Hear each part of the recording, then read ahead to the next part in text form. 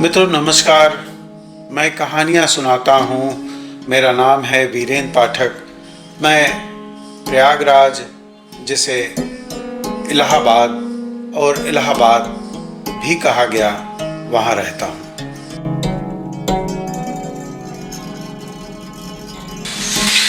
मेरा मानना है कि प्रयागराज वह स्थान है जहाँ पर सभ्यता विकसित हुई। प्रयागराज वह स्थान है जहां पर सभ्यता और मानव मूल्य जीवन जीने की कला का विकास किया गया। मेरे हिसाब से प्रयागराज कैसा था, मैं आपको बताता हूं। लॉकडाउन चल रहा है, बहुत सारे लोग प्रयागराज या प्रयाग या इलाहाबाद या अकबर द्वारा किया गया इलाहाबाद को अलग अलग तरीके से, अलग अलग दृष्टि से देखते हैं। मेरी अपनी दृष्टि है। मेरी आवाज आप लोगों को सुनाई पड़ रही है कि नहीं? अगर किसी को जानकारी हो तो बता दें, स्पष्ट कर दें कि प्रयागराज वह भूमि है जहां पे मानव सभ्यता, खासतौर से भारतीय जो आर्यावर्त कहा जाए, इसका प्रमुख केंद्र था। कई ऐसी थ्योरीज हैं जिसके तहत मैं इस बात पर पहुंचा हूं कि प्रयागराज ही वह क्षेत्र था जहां पर देव, सुर और असुर का जिक्र आता है, और प्रयागराज ही ऐसा क्षेत्र था जहां पर स्वर्ग का केंद्र, जो हमारे शास्त्रों में लिखा गया है, स्वर्ग की अगर कहीं परिकल्पना है, अंतरिक्ष में नहीं है। धर्म और मान्यता को छोड़ दीजिए, तर्क पे अगर आप आइए तो अगर स्वर्ग कहीं था तो वो उसका केंद्र प्रयागराज था, और इसी के रेडियस में था जहां पे गंगा और सरस्वती नदी का जो उपजाऊ क्षेत्र था, वही स्वर्ग का केंद्र था। जो प्राचीन काल है, सर्वाधिक प्राचीन जो उल्लेख मिलता है वो ऋग्वेद के परिशिष्ट में मिलता है, और ऋग्वेद के परिशिष्ट में कहा गया है, उस श्लोक का भावार्थ ये है कि यहाँ पर श्वेत और श्याम धाराएं मिलती हैं। अभिप्राय यह है कि गंगा और यमुना यहाँ पर मिलती हैं। ये पहला सबसे उल्लेख मिलता है। उसके बाद वाल्मीकि रामायण में और उदयगिरी की गुफाओं में इसका चित्र मिलता है। डॉक्टर डीपी दुबे ने बहुत अच्छा इसको डिस्क्राइब किया है अपनी पुस्तक में। उदयगिरी की जो गुफा है उसमें एक चित्र जिसमें गंगा और यमुना, मतलब मगरमच्छ की सवारी लिए हुए एक देवी है, और उसमें गंगा को दिखाया गया है। ये एक तरीके का जो सबसे प्रमुख और पुख्ता प्रमाण है वो है। इसके पश्चात वाल्मीकि रामायण में जिक्र आता है, और बाद के जितने भी यात्री आए हैं उन लोगों ने भी जिक्र किया है, चाहे वेनसांग हो चाहे अन्य हो। अब जरा मैं भौगोलिक स्थिति पे, खासतौर से प्रयाग की आज आपसे वार्ता करूंगा। और प्रयागराज का जो सबसे पुराना मोहल्ला था वो था दारागंज। देखिए, इसको कुछ लोग दारा शिकोह से जोड़ के देखते हैं। ये गलत धारणा है। दारा शिकोह से जोड़कर इसको मत देखिए।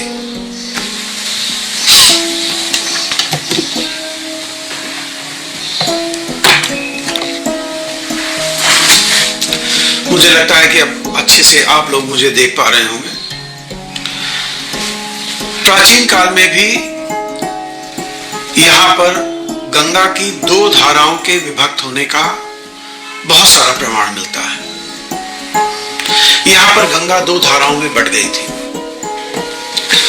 और जो प्रमुख बात है कि इन दोनों धाराओं के बीच में एक पतली धारा है और एक मेन स्ट्रीम है।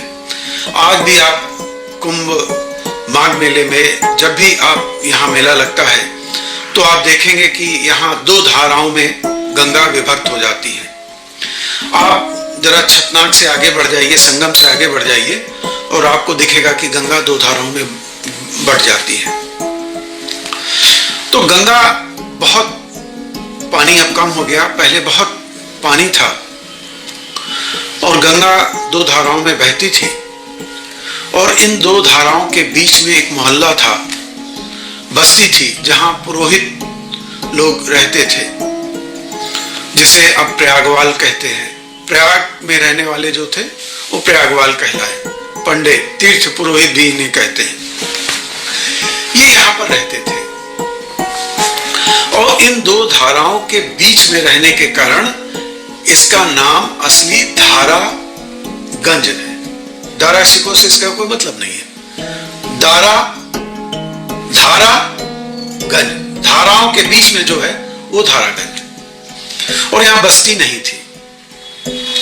वाल्मीकि रामायण में जो जिस तरीके का उल्लेख मिलता है, अगर आप जाइए उसको पढ़िए तो ये समझ में आता है अन्य भी जगह कि प्रयाग की भौगोलिक स्थिति ऐसी थी कि भरद्वाज आश्रम इसका बहुत ज्यादा नवयत नहीं बदली, मतलब भौगोलिक स्थिति नहीं बदली है। ये आज भी वैसे ही है और इसके सामने गंगा बहती थी। तो अगर आप मुगल पीरियड में अकबर जब आया और उसने यहाँ की सामरिक स्थिति को, भौगोलिक स्थिति को पहचाना कि बड़ा दो तरफ से नदियों के बीच में ये घिरा हुआ ये क्षेत्र है, और उसने ये सबसे पहले बांध बनवाया, बक्सी बांध, जो चर्चलेन से लेकर और किले तक बनाया गया। अब अगर आप बक्सी बांध आज भी तोड़ दें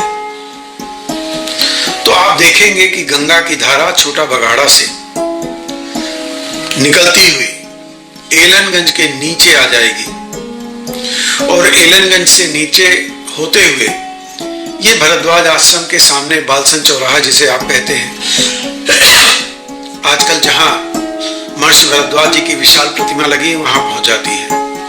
और जब आगे का आप रास्ता देखते हैं तो ये मेडिकल कॉलेज चौराहे पे पहुंचती है। एक खास बात आज भी आप देखेंगे कि ये जब धारा चलती है बक्सी से आगे बढ़ती है तो दाहिने हाथ मतलब एलनगंज आप चढ़ेंगे चिल्ड्रन हॉस्पिटल की तरफ तो देखेगा ऊंचाई है और बाएं नीचे ढलान है। इसी तरीके आनंद भवन ऊंचाई पे है, कमला नेहरू ऊंचाई पे है, बाएं नीचे टैगोर टाउन ढलान पे है, अल्लाहपुर और ढलान पे है। आप आगे बालसन चौराहे चले, इन्हीं सेंट एंथनी के सामने से देखिए कर्नलगंज पूरा ऊंचाई पे है और बाएं तरफ ढलान है। इसी तरीके गंगा चलती हुई सीधे आगे बढ़ती है। मेडिकल कॉलेज दाहिने तरफ आपको ऊंचा मिलता है, बाएं तरफ ढलान मिलती है। जीआईसी पहुंचे वो भी वही स्थिति थी। इसके आगे पत्थर चट्टी से होते हुए कोठा पारचा मुठीगंज होते हुए ये जाके गौ घाट और बलुआ घाट के आसपास कहीं संगम होता था। आप सामान्य सी जरा सा तर्क अगर बुद्धि लगाएंगे तो आपको ये समझ में आ जाएगा कि गंगा ऐसी ही बहती थी और अकबर ने इसकी नवयत बक्सी बांध बनवाकर चेंज की। मैंने दारागंज मोहल्ले के बारे में आपको बताया कि दो धाराओं के बीच में चूंकि ये बस्ती थी, यहाँ पे पंडे रहते थे और जब जल आ जाता था वर्षा का, बाढ़ का बहुत ज्यादा पानी होता था। जब आज आप वर्षा में देखते हैं कितना पानी भर जाता है तो उस समय क्या स्थिति होती होगी आप कल्पना ही सिर्फ कर लीजिए। तो पंडे जो थे, तीर्थ पुरोहित थे, अपनी जो तख्त और छत्रियां थी इसको लेके हट जाते थे। वेंसांग ने भी इसका जिक्र किया है। अब आप देखिए कि कौन सा बस्ती या मोहल्ला बसा था। तो ये पवित्र धरती थी और यहाँ पर गुरुकुल बसे हुए थे प्राचीन काल में। और महर्षि वाल्मीकि जो एक इतिहास पुस्तक के रूप में भी आप अगर उसे देखें तो ज्यादा अच्छा होगा कि उसने सबसे पहली बार यह लिखा हुआ है प्रयाग की नवयत का। यहाँ पे गुरुकुल हुआ करते थे। यही वह स्थान था जहाँ पे सबसे पहले यहाँ के लेखक महर्षि भारद्वाज थे। अगर ये कहा जाए कि इसी क्षेत्र के आसपास या ये उस क्षेत्र का केंद्र बिंदु था जहां वेदों की रचना हुई है, तो कोई अतिशयोक्ति नहीं होगी।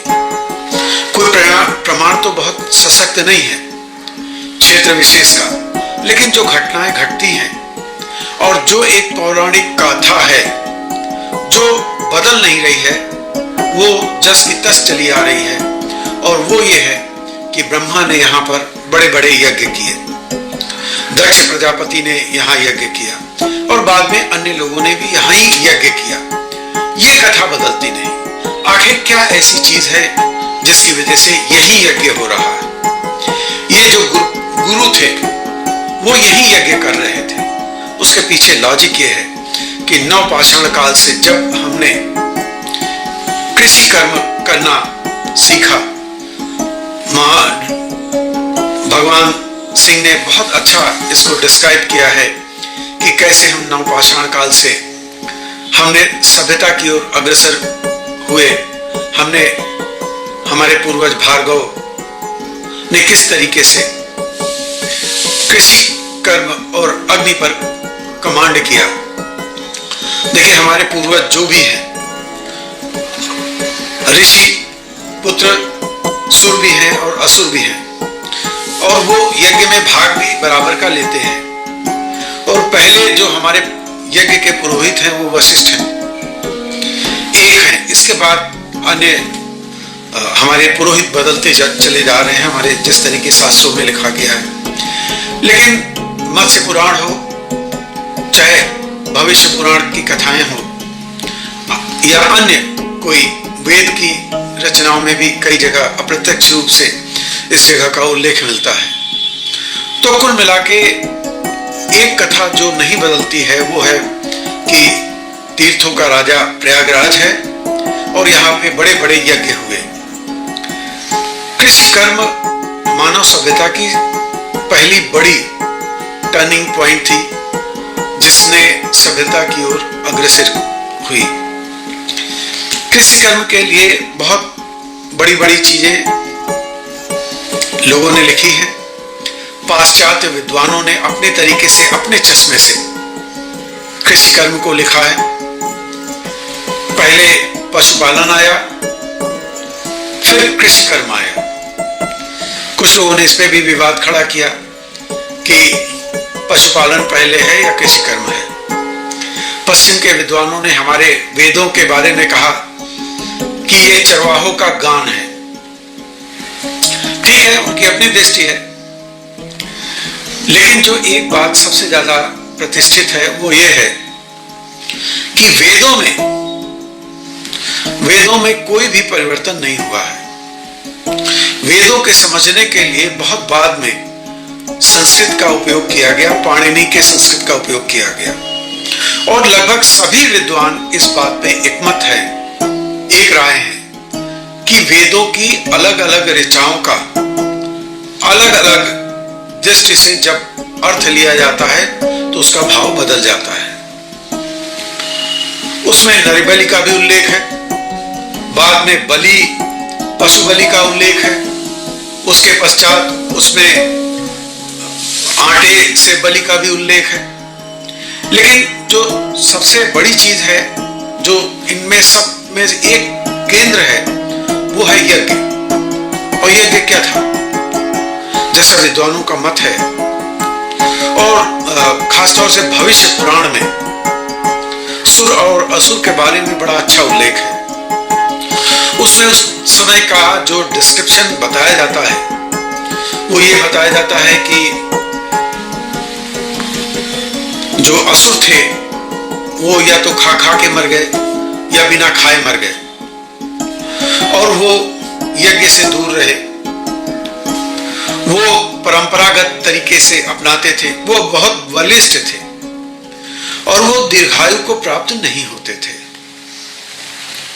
अब जब दूसरी तरफ देखिए, दूसरी तरफ सुर की बात होती है, मतलब देवताओं की बात होती है। देव का एक अर्थ अग्नि भी है, और हमारे 3 वेदों में जो प्रथम मंत्र है वो अग्नि से शुरू होता है, सूर्य की आराधना होती है। तो अग्नि का यज्ञ से सीधा नाता है और यज्ञ क्या है ये समझना जरूरी है। यज्ञ आज जैसा यज्ञ नहीं है कि जिसमें एक वेदी बनाई जाती है और उसमें अन्नों का अग्नि को समर्पण किया जाता है। प्रारंभिक काल में कृषि कर्म और यज्ञ ये दोनों एक दूसरे से जुड़े थे।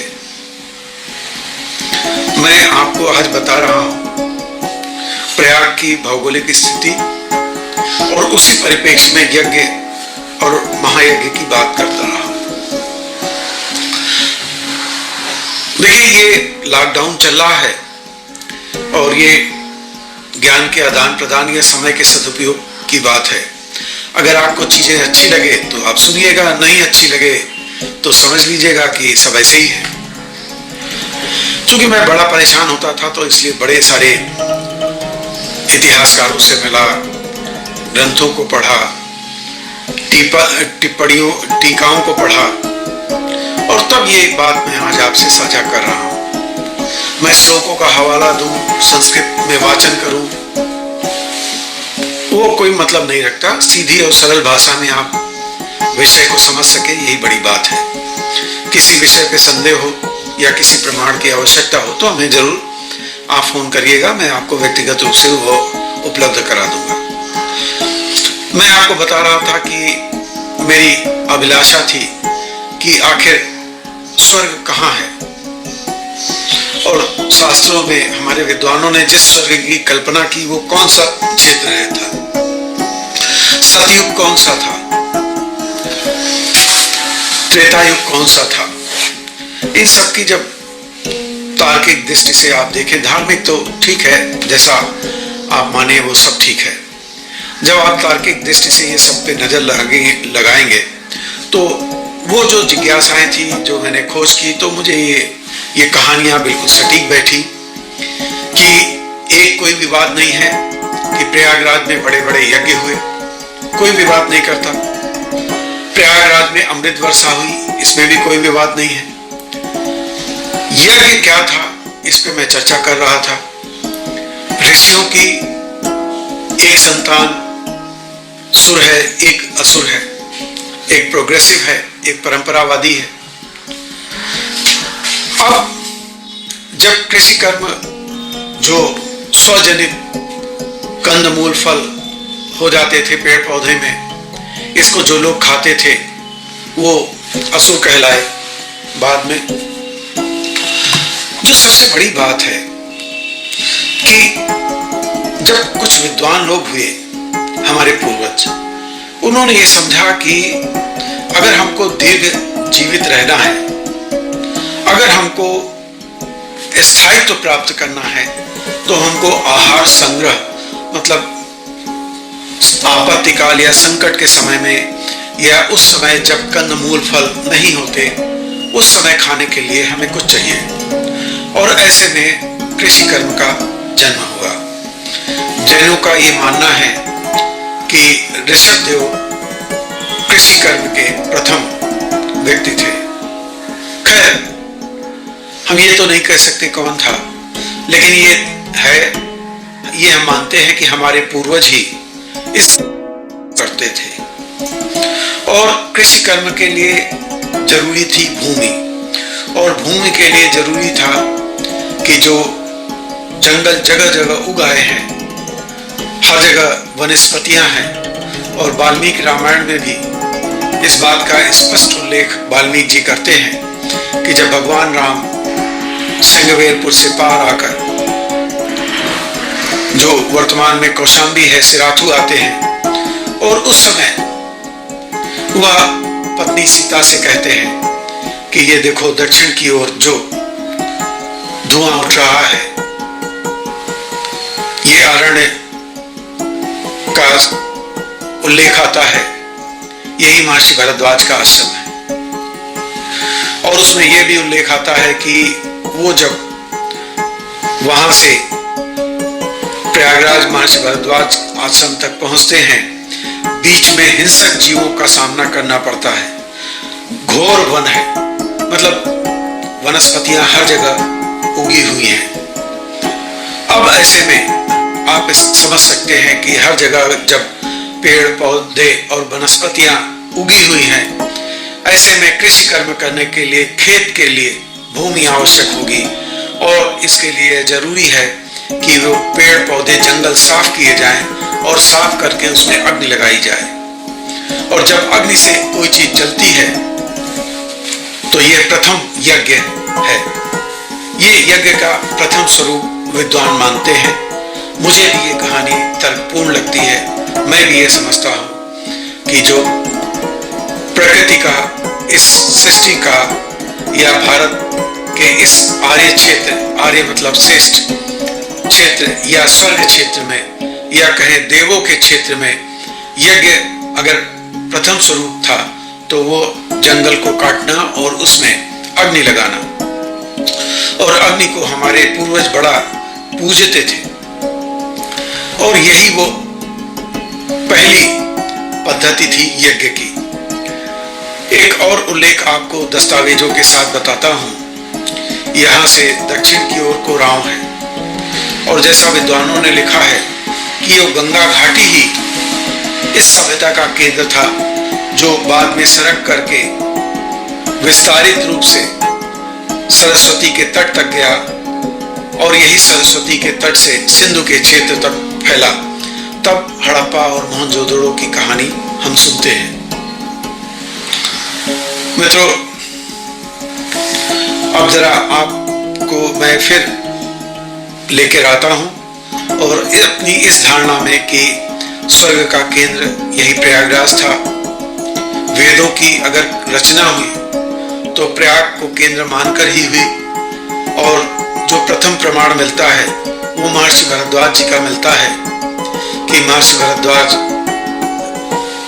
ऋग्वेद के 6वें मंडल के प्रणेता हैं, और महर्षि भरद्वाज के बारे में यह बिल्कुल स्पष्ट है कि वह इसी प्रयागराज में रहते थे, क्योंकि उन्हीं के सामने पहली बार कुलपति शब्द का इस्तेमाल हुआ।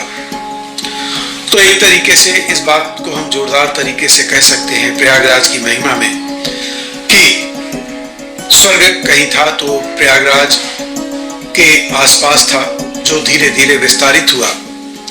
असुर थे जिन्होंने कई बार देवों को भगाया, स्वर्ग पर कब्जा किया। इसका उल्लेख बहुत बार आता है। तो मैं ऐसा मान सकता हूं या ऐसा कह सकता हूं, या बलपूर्वक अपनी इस धारणा को रख सकता हूं कि वह क्षेत्र प्रयाग से लेके केंद्र में था, और इधर आपके बिहार तक, देवधर तक, और उधर हरियाणा, राजस्थान के आसपास तक, सिंधु के नजदीक तक यह प्रयाग की कल्पना बदलती, माफ करिएगा, यह स्वर्ग की कल्पना बदलती रहती है। और स्वर्ग उसी क्षेत्र को कहा गया जहां पर अन्न उपजता हो, आहार संग्रह होता हो, और जहां पर देव रहते हो। और यह देव वो हैं जो अल्पायु को प्राप्त नहीं करते, दीर्घायु को प्राप्त करते हैं। अमर होने की बात इनके सामने आती है। और आप इस तर्क को ऐसे समझ सकते हैं कि अगर खाना न मिले तो निश्चित तौर पे आदमी मर जाएगा, और यही असुरों के साथ होता था।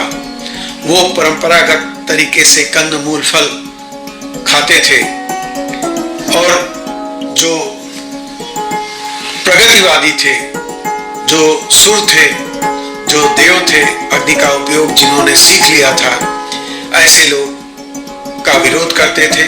और परंपरावादी प्रारंभ में ज्यादा थे, इसलिए इन देवों को मार के भगा देते थे।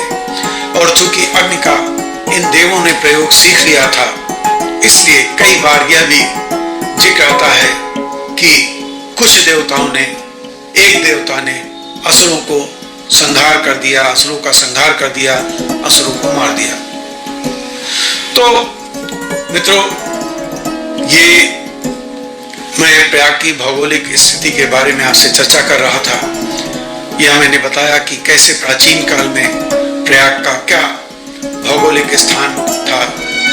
यहाँ पे सिर्फ गुरुकुल रहा करते थे और बौद्धों के काल में यहाँ सनातन धर्म के बाद बौद्धों का यहाँ प्रभुत्व हुआ और यहाँ पे यमुना के किनारे बौद्धों के मठ थे। आप देखिए कौशाम्बी तक वो फैले थे और कौशाम्बी में तो बाद में अभी भी उसका उल्लेख मिलता है, लेकिन यहाँ प्रयाग जो सनातन धर्म का केंद्र था वहां से इसके निशान मिट गए। ऐसा माना जाता है कि जोगी घाट के आगे और ये आपके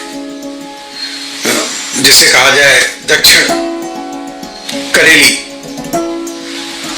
के आसपास तक यहाँ पे वह मठ थे और बहुत बाद में थे। हमको लगता है कि यमुना के तलहटी पे ये मठ बने थे बौद्ध स्तूप, और वो बाढ़ में धीरे धीरे खत्म हो गए। इसका उल्लेख गजट में भी आता है। मोहल्ले जो ही थे वो दो थे मुख्य रूप से, एक धारागंज जिसे कालांतर में दारागंज कहा गया और दरियाबाद बहुत बाद में बसा। यहाँ किसी राजा के क्षेत्र का उल्लेख नहीं मिलता और एक छोटा सा क्षेत्र जो गंगा के तट से लगा था जो प्रयाग कहलाता था, बाद में इसका जो क्षेत्र था भौगोलिक क्षेत्र विस्तारित हुआ और ये क्षेत्र आपके बढ़ गया। आप इससे समझ लें कि सुलेम सराय और इसके आसपास तक। ये मुगल काल के बाद बना। मुगल काल में जब बक्सी बांध बना तभी इसका विस्तार हुआ और जो हनुमान मंदिर आप देख रहे हैं लेटे हनुमान जी का, जब किला बना तो उस समय जो स्थान था मठ बागंबरी गद्दी का एक छोटा मंदिर था, वो उसमें अवरोध आ रहा था तो उसको हटाया गया, स्थानांतरित किया गया और उसकी जगह जो जगह जमीन दी गई वो वर्तमान में अब है। और ये मठ बागंबरी गद्दी का क्षेत्र मुगलों ने उनके महंत को दिया क्योंकि किले के लिए जगह उनसे ली गई थी। इसके बाद जो तीसरा कालखंड आता है वो आता है ब्रिटिश पीरियड में। जो सबसे ज्यादा बदलाव वो ब्रिटिश पीरियड में ही हुआ। 1800 के आसपास अंग्रेजों ने इस इलाहाबाद को समझौते के तहत 1825 के आसपास इसको लिया। एक चीज मैं आपको बताना भूल गया, दो बहुत महत्वपूर्ण चीजें आदमी छोड़ देता है। एक श्याम वट का जिक्र हमारे शास्त्रों में पुराणों में आता है और वाल्मीकि रामायण में भी इसका उल्लेख है और वह कल्प वृक्ष नहीं है। जो किले में जिस वृक्ष को देखा जाता है वो नहीं है।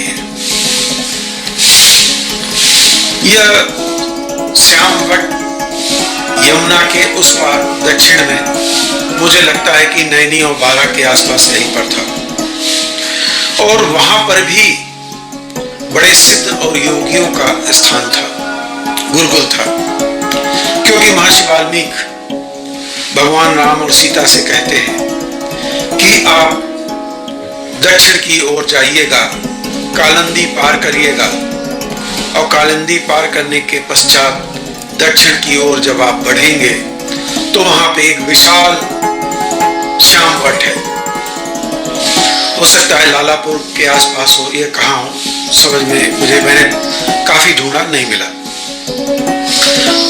उस श्याम वट की महिमा बखानते हुए महर्षि भरद्वाज कहते हैं कि उसको प्रणाम और दंडवत करके जरूर जाइएगा।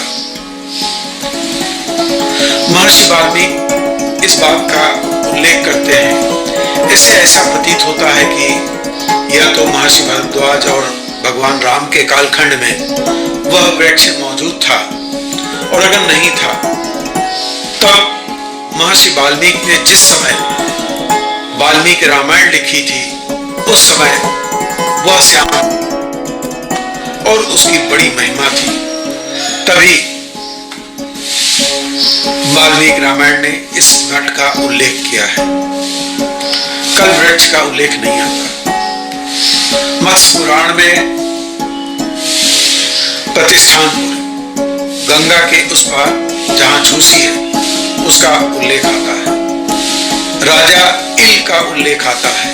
और राजा इल किम पुरुष थे। किम पुरुष यानी ट्रांसजेंडर थे राजा इल।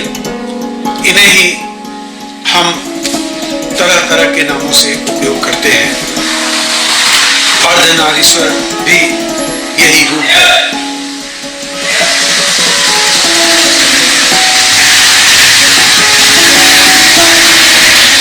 तो मित्रों, हम सृष्टि का जन्म अपने शास्त्रों में यही पाते हैं। मत्स्य पुराण हो, चाहे प्रयाग महात्मा हो, चाहे प्रयाग अष्टाध्यायी हो, सब जगह जब हम सृष्टि के जन्म की बात हमारे आर्यावर्त में हो रही है, तो वो प्रयाग में हो रही है। यहाँ पर विष्णु को एक कल्पवृक्ष में बाल स्वरूप में दिखाया गया है। एक बात आपको यहाँ और बताता चलो कि जो वैदिक देवता है वो वरुण है, और वरुण के बाद इंद्र है, और इंद्र के बाद तब विष्णु है।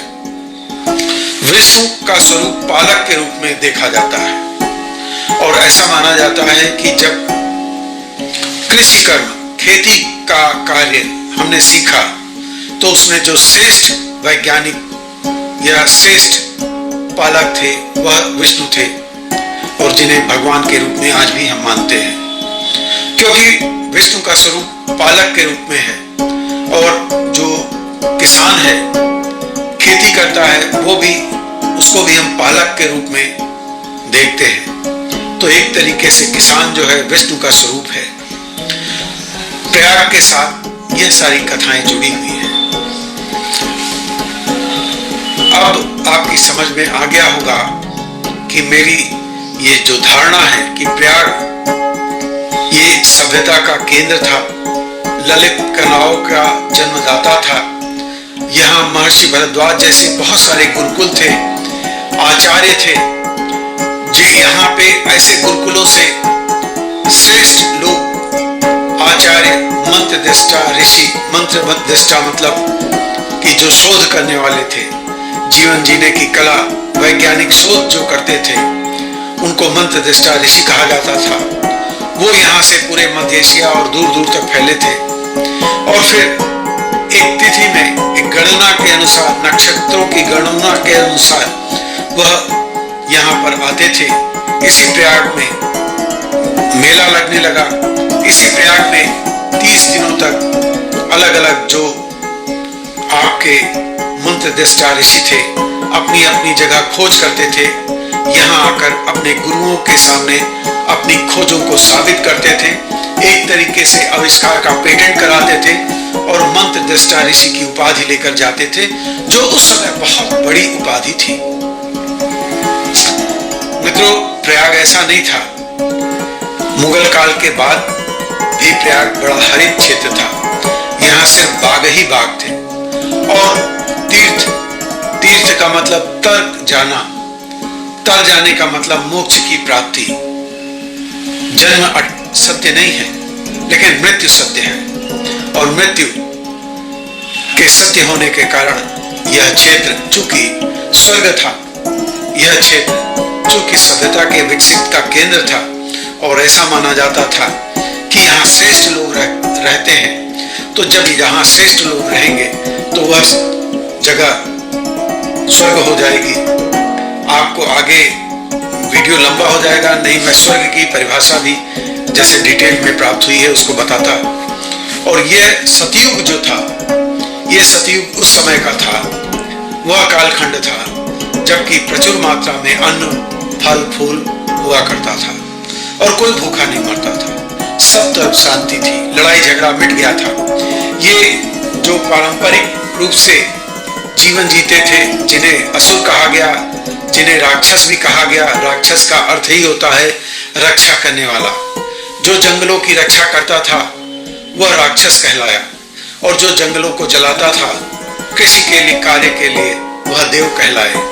तो राक्षस बड़े शक्तिशाली हुआ करते थे, क्योंकि बहुत संख्या में थे। तो अब आपको समझ में आ गया होगा कि प्रयाग कैसा क्षेत्र था।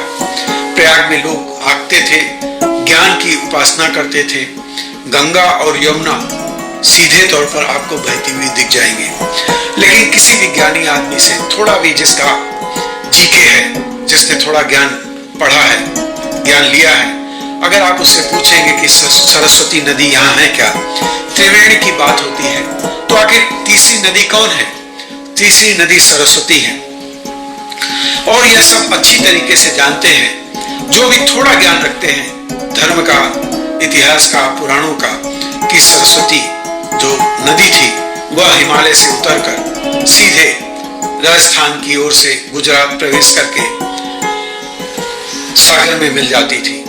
अब वह तो सरस्वती नदी थी, सारस्वत क्षेत्र था, उसकी बस्ती अलग थी। लेकिन फिर क्यों यहाँ पे तीसरी नदी सरस्वती का इस्तेमाल होता है जगह जगह? क्यों त्रिवेणी कहते हैं? जब वेद में सिर्फ गंगा और यमुना है, तो तीसरी नदी कौन है? ऐसा प्रतीत होता है, और मैं इस धारणा पे बहुत बलपूर्वक यह कह सकता हूँ कि तीसरी नदी सिर्फ ज्ञान की नदी थी, जो गुरुकुलों के रूप में, आचार्यों के रूप में, ऋषियों के रूप में, मनीषियों के रूप में यहाँ विद्यमान थे।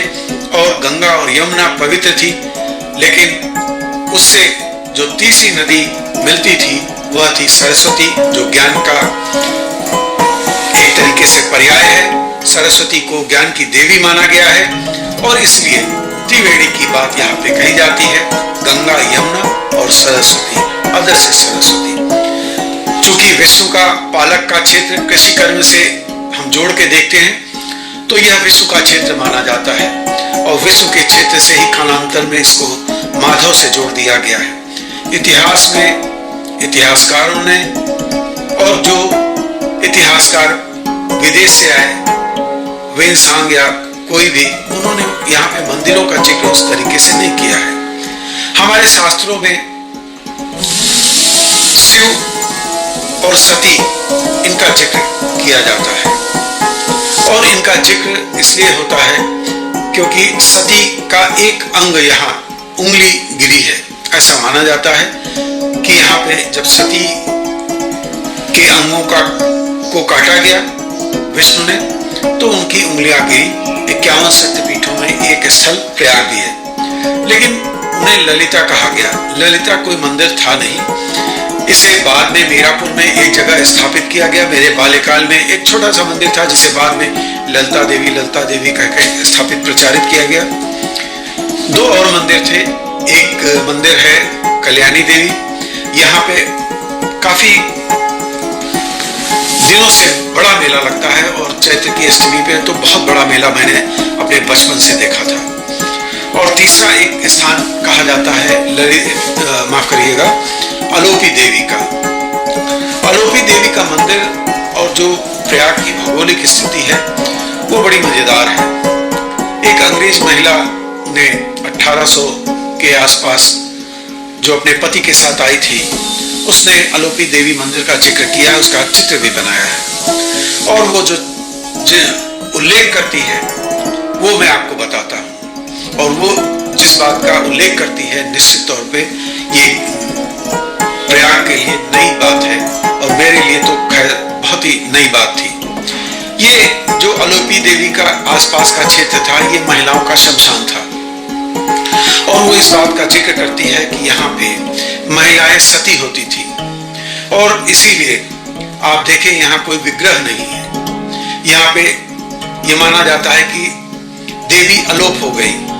तो निश्चित तौर पे धर्म में मेरी आस्था है कि एक देवी नहीं, बहुत सारी देवियां यहाँ पर अलोप हो गई, सती हो गई, और सती का इसीलिए चौरा यहाँ पे बना है। जब आप प्राचीन मेरी धारणा से इसको जोड़ेंगे कि गंगा की 2 धाराएं बहती थी, एक धारा बक्सी बांध के सामने से होते हुए, अगर बक्सी बांध हटा दिया जाए तो चलचलेन होते हुए भारद्वाज आश्रम होते हुए जीआईसी के सामने से सीधे ककरहा घाट या गऊ घाट पे जाके मिलती थी, तो आपको ये समझ में आ जाएगा कि यह क्षेत्र जो था ये गुरुकुल का क्षेत्र था और यहाँ पर निश्चित तौर पे अंत्येष्टि की जाती थी, सती चलती थी।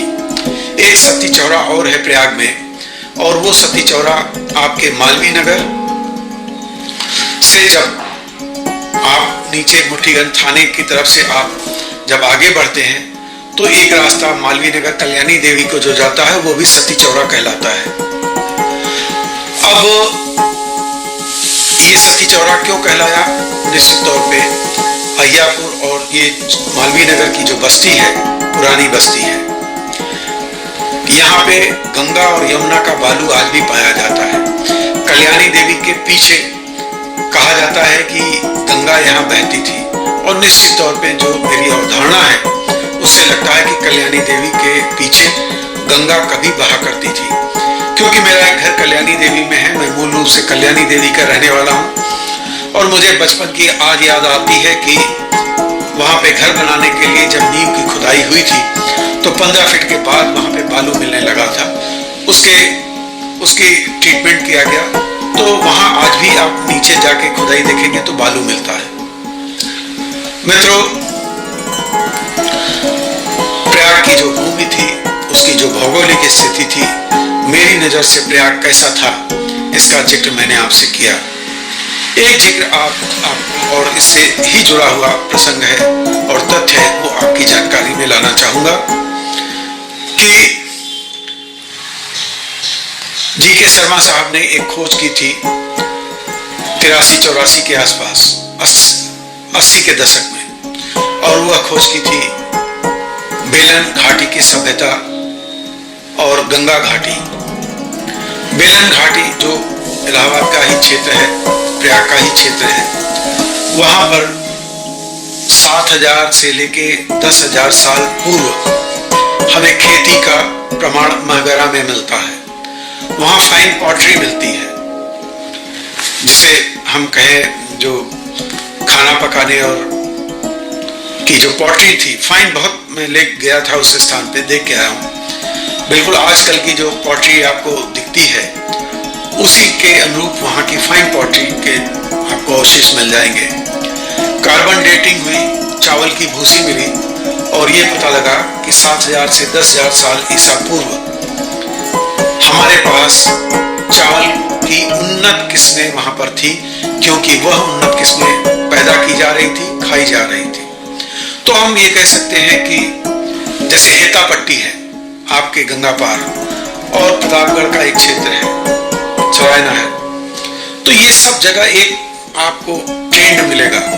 ये वो सभ्यता के केंद्र थे जो एक दूसरे से लिंक थे, और जहाँ पे 10,000 साल पूर्व हमारे सभ्यता के अवशेष मिले हैं, जो वैज्ञानिक रूप से सिद्ध हो चुके हैं।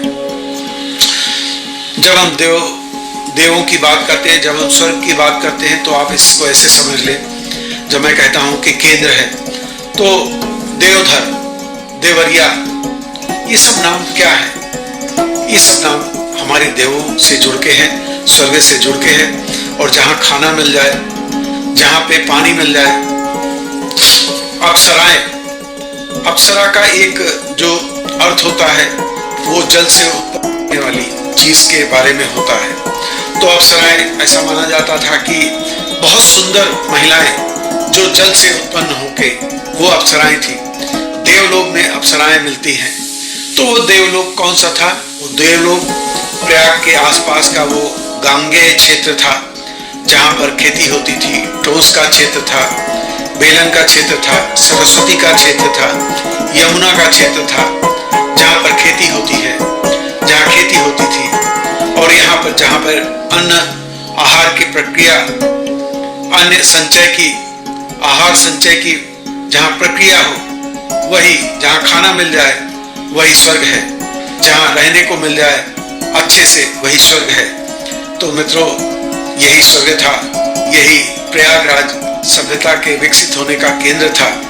यहाँ पे बड़े बड़े महायज्ञ इसीलिए हुए क्योंकि यज्ञ का जो हमने आपको प्रारंभिक रूप बताया वो खेती से जुड़ के है। और ये महायज्ञ और कहीं नहीं आपको मिलते, ये महायज्ञ सिर्फ प्रयागराज में मिलते हैं। बनारस का उल्लेख नगरी के रूप में आता है, लेकिन बनारस का उल्लेख गुरुकुल के रूप में बहुत बाद में आना शुरू हुआ। प्रयाग जो वेदों काल में, वेद के काल में, ऋग्वेद के काल में, जिसका कालखंड 10,000 से सतिया पुराना है।